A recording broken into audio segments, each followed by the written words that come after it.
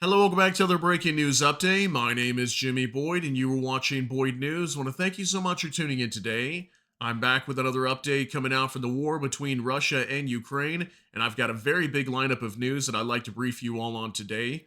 So, real quick, before we get into the news, just want to give you guys a heads up that this will be my only update video for the day, as in a few hours from now, I do have a birthday party for a family member that I need to attend to. So, this will be my only update today, and then tomorrow I will not be here. Tomorrow being Sunday, our usual day off each week.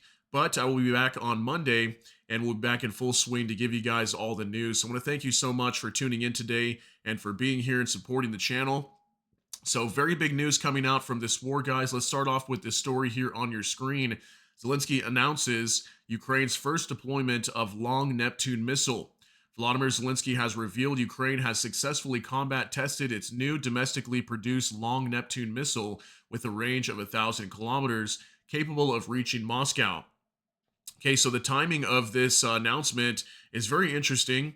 We have heard in the past that Zelensky has stated multiple times that Ukraine was working on a long range Neptune missile with approximately 1,000 kilometer range. And just yesterday, I let you guys know that the oil refinery in Tuapse, Russia, which is down in the Krasnodar Krai region, was attacked and most likely used a Neptune or some sort of missile to strike this facility. Okay, and I showed you guys video footage that was very blurry yesterday, indicating that a missile was being used to strike the Tuapse oil refinery.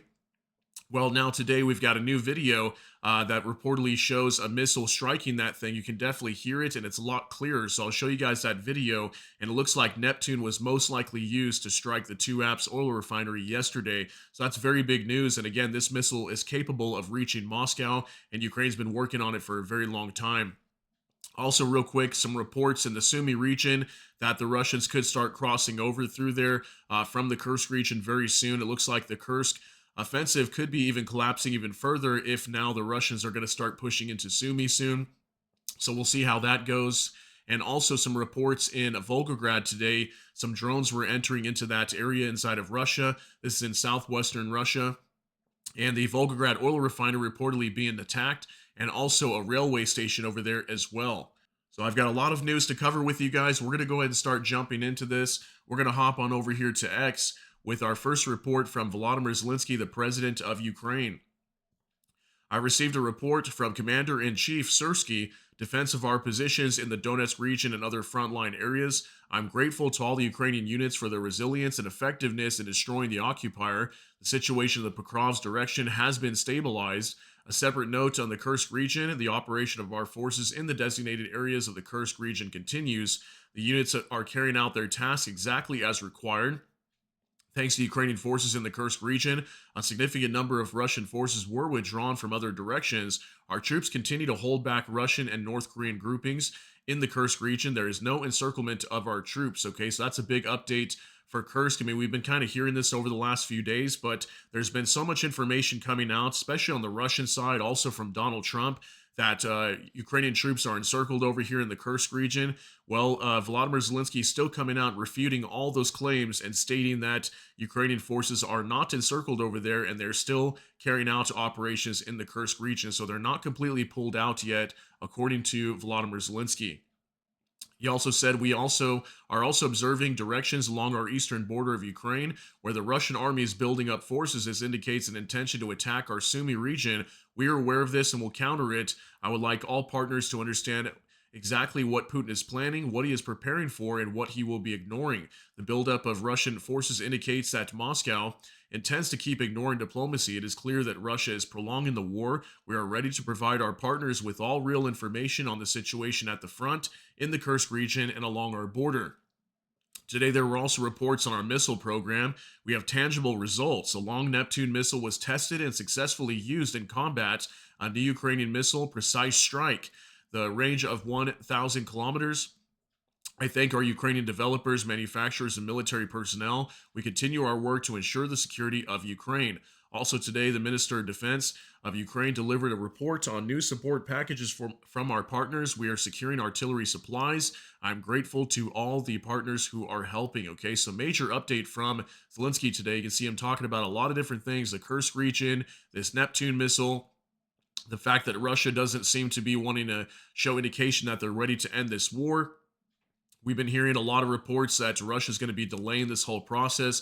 Zelensky even coming out today, you'll see that in a little bit, stating that this war could drag on for another 30 days, maybe longer, before we hear any kind of agreement on ceasefire from Russia.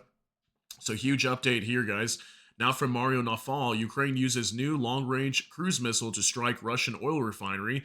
Zelensky announced Ukraine has deployed the Long-Neptune cruise missile in combat for the first time, domestically modified version of the Neptune anti-ship missile.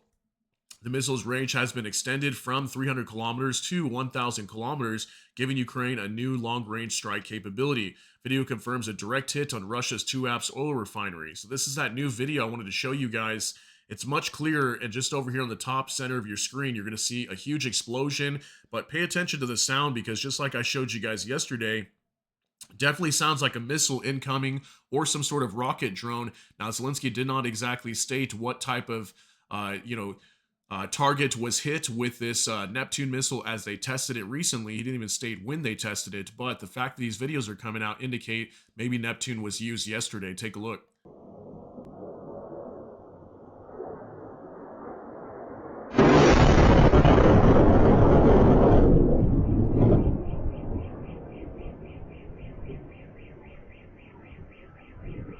All right, we'll go ahead and stop it right there. So a much clearer video today, as yesterday it was just a very blurry video, really couldn't see anything, but we can see a direct strike on this oil refinery, the Tuapse oil refinery. And I apologize too, the video was very loud there when the explosion took place, but you can definitely hear an incoming missile just prior to the facility being struck. Okay, so most likely it was the Neptune that was used to hit the Tuapse oil refinery yesterday. Now for Max 24 chronology, of the missile strike on Tuapse from drone bomber. At 2:09 a.m., a missile alert was given in the Krasnodar Krai. The first reports of a hit on Tuapse refinery began to appear at 2:15 a.m., so like 6 minutes apart. Most likely, the missile flew precisely through the air defense zone of southern Crimea. That is, radars detected it, but it did not fly into Crimea itself, but carefully flew around at a safe distance. So take a look at this. This is possibly the flight path of this missile, so it did not go directly over Crimea. It actually went around through the Black Sea before it struck Tuapse over here in the Krasnodar Krai. Okay, so this is in the southern portion of Ukraine right here. This Crimea. This looks like this missile traveled at least 800 kilometers. So if Ukraine fired this and they have a 1,000-kilometer range, it looks like we had a successful test of this Neptune missile. And I've never heard of missiles really striking down here in this area. I mean, in the Krasnodar region, we did hear of like the Storm Shadow missile being used down there, but I highly doubt it was Storm Shadow that was being used. It was most likely the Neptune missile that was used to hit this oil refinery, because we have heard of oil refineries. I think it was in Feodosia right here in Crimea before. We had an oil depot that was struck over there reportedly by a Neptune missile, but I believe that could have been a shorter range Neptune missile, not this longer range one that we're seeing here. So very big news, guys. Now from Volgograd 24 breaking. Zelensky says the Russian army is amassing forces on the border with Ukraine's Sumi region and are likely preparing an invasion into a new area of Ukraine. The Russians also attacked Sumi in February 2022, but were later pushed out by the Ukrainian army. So yeah, this is what Zelensky stated earlier, but I wanted to show you guys this map of the Sumi region. So just over the border of Sumi, this would be Kursk up here. And that's where Ukraine is still currently fighting right now, have not been completely pushed out. But if we do see Ukraine getting pushed out over here, we could start to see Russian forces massing an assault along Sumi, and they might start to push in very soon. So that could be a new update coming out from here over the next couple weeks if we see Ukraine completely withdrawing from Kursk. Now for Max 24, Russians in Sudzha, this is in the Kursk region. I just hope that most of our soldiers were able to leave the Kursk region. So a new photo coming out from Sudzha, that stronghold town in the Kursk region, where the Ukrainian soldiers have been holding on recently.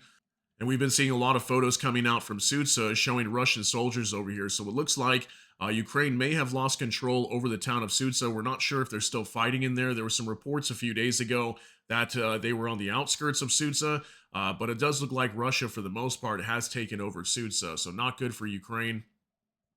Now for Max 24, he says new update. And this was a map from Drone Bomber on Telegram that came out showing the drones entering into Russia last night, as I did let you guys know that Volgograd was attacked. So this was the direction of a lot of these drones. You can see a lot of them heading up north, even towards Moscow over here again. Moscow reportedly being attacked. No videos coming out today from that area, but this is like 3 or 4 days over the last week that we've seen drones heading towards Moscow. So you can see a good majority of these heading towards Volgograd Oblast, which is where that Volgograd oil refinery is at. And reports today that it was hit and a railway station also attacked. So we'll go over that right now. From the Kiev Independent, fire erupts near railway station in Russia's Volgograd. Mid drone strike on oil refinery, media reports. Drones continue to target the Volgograd oil refinery owned by Russian oil giant Lukoil. Residents claim. Okay, so we can see the Volgograd oil refinery reportedly being attacked by drones, and also a railway station fire erupted over there due to a drone attack also. So now from Anton Yuroshenko, Russian Telegram channels report a large fire at Lukoil oil refinery in Volgograd, Russia after a drone attack. So just 5-second clip. Take a look at this.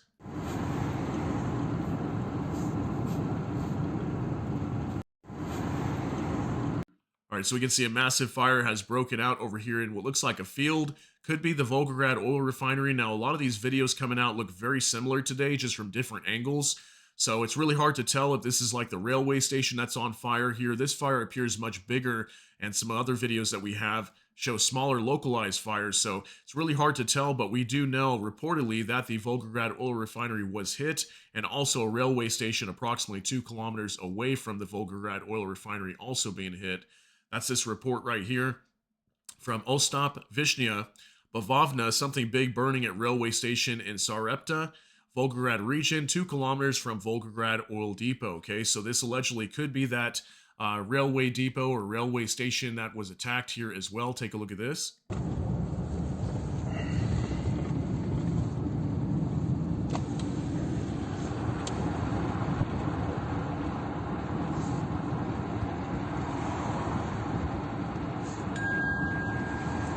Вон, походу, очаг, ибо, походу, он там уебался.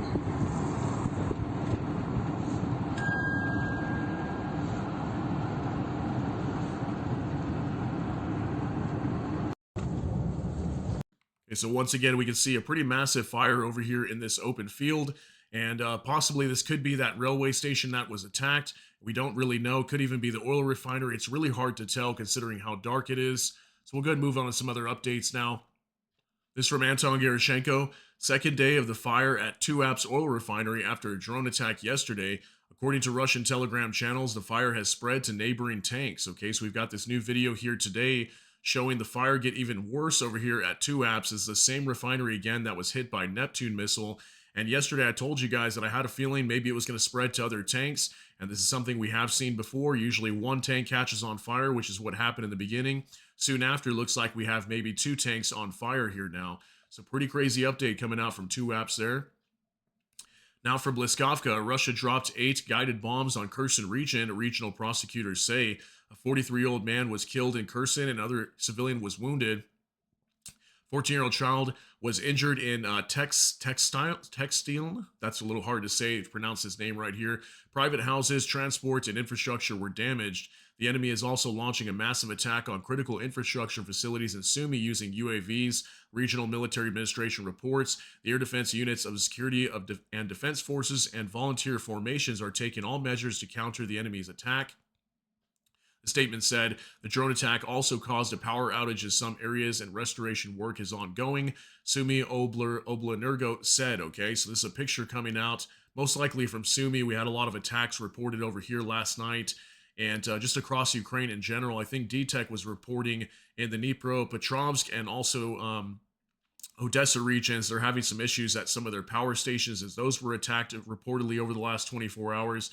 And I think we had upwards of 170 or 180 drones from Russia flying into Ukraine last night. Okay, so lots of attacks being reported over here. And unfortunately, 8 guided bombs being dropped on Kherson yesterday. This is in southwestern Ukraine. And we had people being killed and injured, unfortunately, okay, due to all these attacks. Now from Max 24 in Kryvyi Rih, 4 injured, all in moderate condition, according to OVA, which is like the regional administration inside of Ukraine. So this is a new video showing a missile strike in Kryvyi Rih last night. Take a look at this.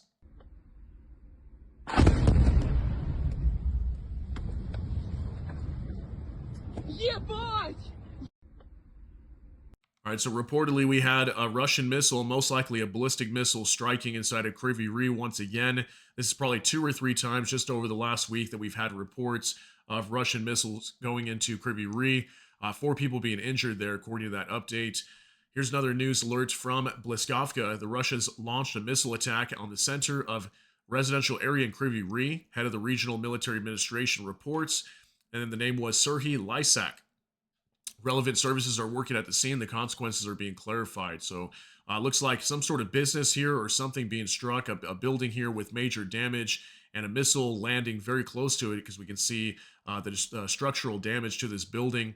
So, once again, the Russians launching another missile into Kryvyi Rih. I mean, it's been almost every other day, it seems like, Kryvyi Rih getting hit by ballistic missiles, and it looks like it was not shot down clearly, and more people over here being injured and losing their lives. So very horrible to have to report that. Now, from next to everyone believes Ukraine won the negotiations with the U.S. and Saudi Arabia. Everyone is interested not in weakening, but in strengthening the Ukrainian armed forces, according to Zelensky. So Zelensky spoke to reporters today. These were some of the statements coming out from him. Other statements from the president: a ceasefire might take not just 30 days, but a bit longer. Then here he's talking about the encirclement of Ukrainian troops in the Kursk region, the fact that that's not true. We kind of talked about that already. But yeah, so he spoke to reporters today. So he's got a few things that he mentioned. And one of these big things here is stating that the ceasefire might take 30 days or longer. So it looks like on the Russian side, it's going to be dragged out for a while. And I think Russia might be taking advantage of this right now because the Kursk region for Ukraine is starting to collapse. Maybe they want to try to regain all that territory before they start to go into negotiations and get into a better foothold of the negotiations between Ukraine and Russia before they start agreeing on anything so they can get the upper hand. We'll see how that goes. Now, from Times of Israel alerts, Zelensky says Russia's seeking a stronger position by holding off on agreeing to ceasefire. Okay, so the Times of Israel actually reported this today, that Russia's trying to delay this on purpose to get a better footing here, which is kind of what I mentioned. And I think that is the case. I mean, we're not really seeing Russia coming out and moving quick on these negotiations. If you notice, Ukraine moved very quick, like literally in one meeting with the U.S.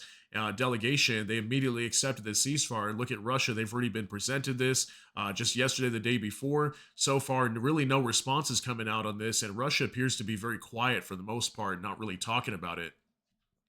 So now from Max 24, Zelensky has determined Ukraine's negotiating team for peace talks. So Andriy Yermak, head of the president's office, Andriy Sybiha, Minister of Foreign Affairs, Rustem Umerov, Minister of Defense, and Pavlo Palisa, deputy head of the president's office. Okay, so these are going to be the people involved for the team, negotiating team for peace talks once we get underway and start doing so. But I really wouldn't expect several weeks down the road before we see anything like that between Russia and Ukraine where they actually start negotiating between each other. I think the war could carry on maybe for more weeks or months. And something that I wanted to note as well is, you know how like recently down in Gaza, we had Trump coming out multiple times and calling on Hamas to release the prisoners, or Israel was going to unleash basically hell across the Gaza Strip.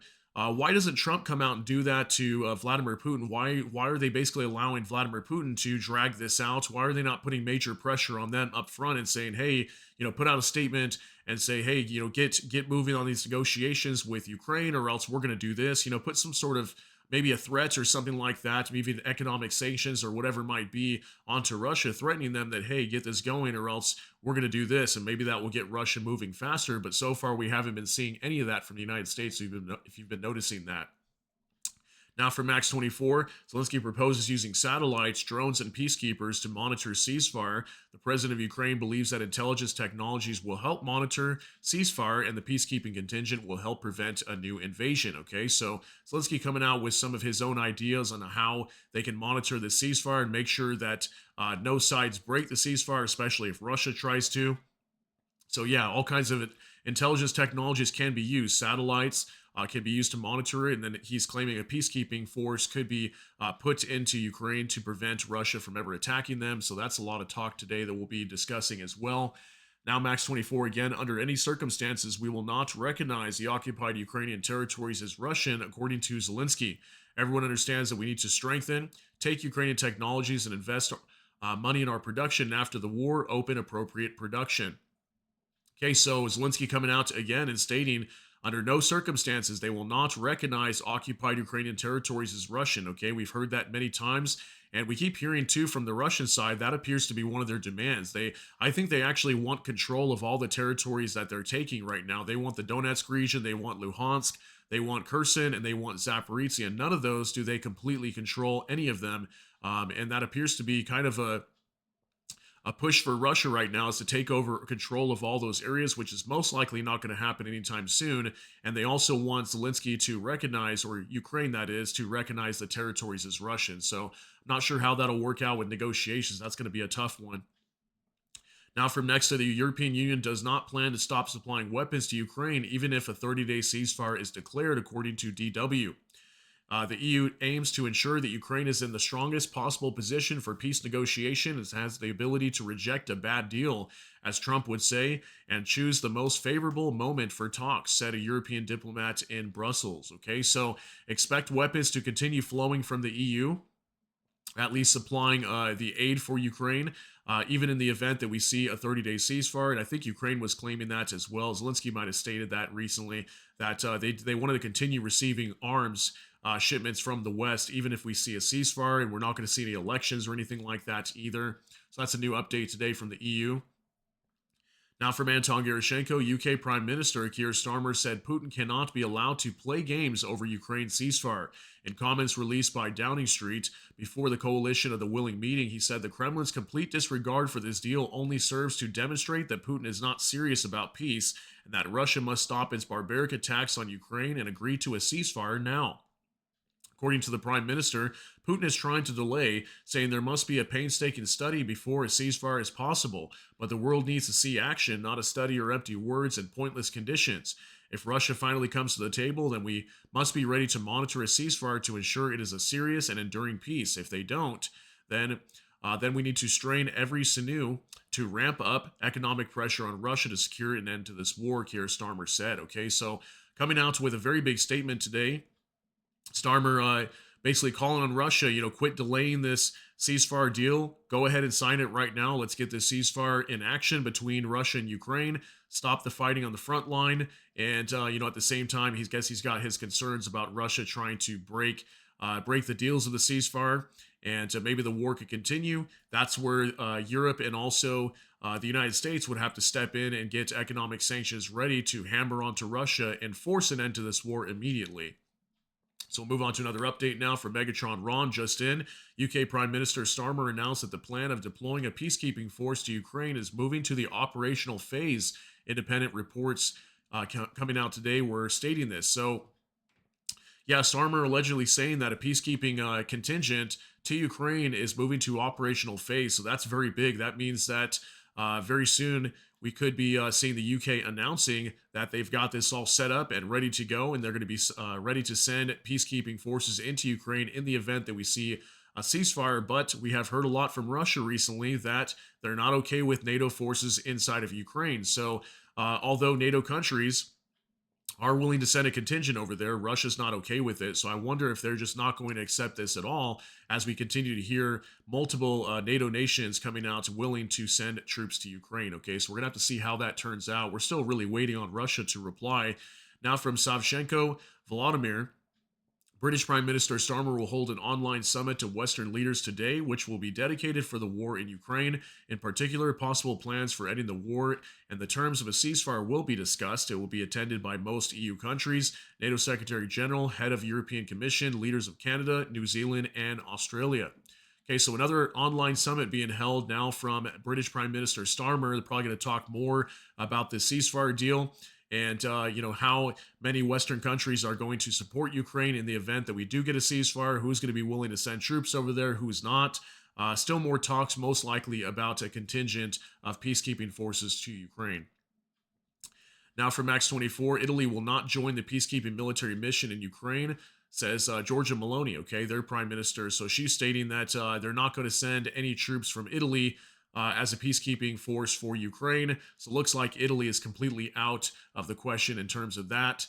Now moving from to Savchenko, Volodymyr once again, Ukraine will have to give up some of its territories to Russia if it wants to achieve a long-term peace settlement, according to Mike Waltz, the National Security Advisor for the United States. Okay, now this is something we've heard multiple times before, and now we're hearing this again today. And basically stating that Ukraine's going to have to give up some territory. So, again, it's kind of ties into what I said earlier that we've heard multiple times that Russia wants to gain complete control of all the territories that they're controlling in Ukraine right now. They don't want just a piece of them, they want all of them. And maybe if they can get all of Ukraine, I'm sure they'd love to take the entirety of Ukraine as well.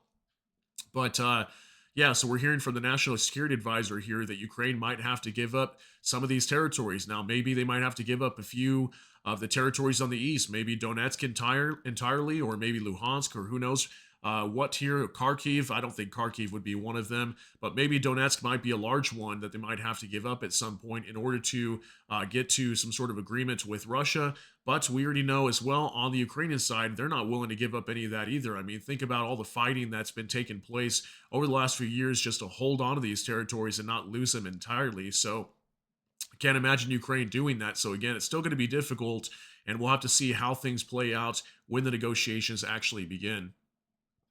Now, for Max 24, Putin, for effective implementation of Trump's call for a ceasefire, Ukraine needs a corresponding order for its military to lay down their arms and surrender. So, this was reportedly a statement coming out from Putin today, basically calling for Ukraine's capitulation. But at the same time, I wonder if he's referring to the Kursk region, as yesterday I showed you guys an update that Putin was speaking to his national security team and basically stating that he was calling on the Ukrainian soldiers in the Kursk region to lay down their arms as they were encircled. Obviously, that's just coming out from Russia. Ukraine's refuting that. So who knows what's really going on over there. Just wanted to show you guys both sides of that.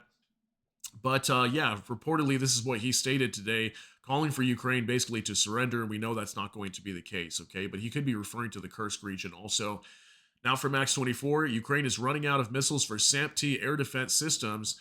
According to, I'm not sure how to really pronounce this, Corriere della or Dea Sera, kind of hard to pronounce, not really sure how to say that. Kiev has urgently asked Italy and France for 50 Aster 30 missiles to replenish its stocks, okay? So we're hearing more and more every day that Ukraine is running out of air defense missiles, okay? Even for the Patriot system, we heard they were dangerously low. We heard even recently that they could be out of ATACMS missiles. We haven't really seen any ATACMS launches recently, so that could be the case for sure. But now even the SAMP-T air defense system for Ukraine, they're completely running out of missiles as well, okay? So Ukraine is desperately short on supply right now of air defense missiles, interceptors, what we are hearing, okay? Just want to give you guys that update there. Now for Bliskovka, Russia massively attacked DTEK's energy facilities in the Dnipropetrovsk and Odessa regions, the company said. Some residents of these regions were left without electricity.